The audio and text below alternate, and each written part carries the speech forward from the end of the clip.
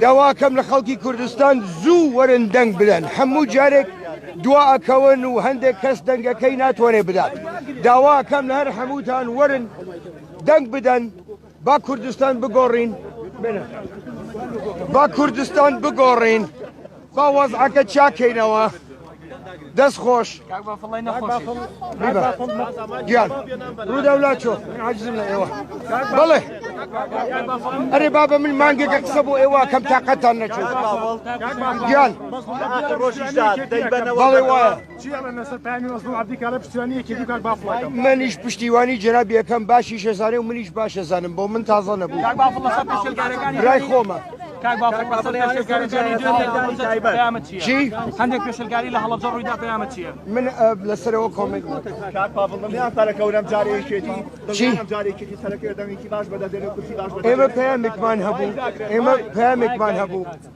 ئێمە پەیامێکمان هەبوو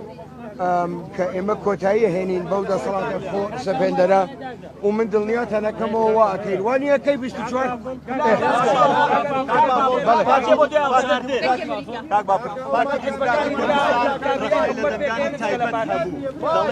کوڕە پارتی دیموکراتی کوردستان ڕخنەی بە هەموو شتێک هەیە هەر بەردەوامە بێ خەمیەوەتان نەبێت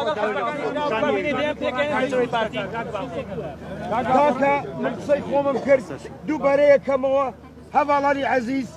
خەڵکی کوردستان وەرن دەنگ بدەن پەلە هەڵسن لە خەو بە پەلە دەی زۆر سوپاس خواحافیز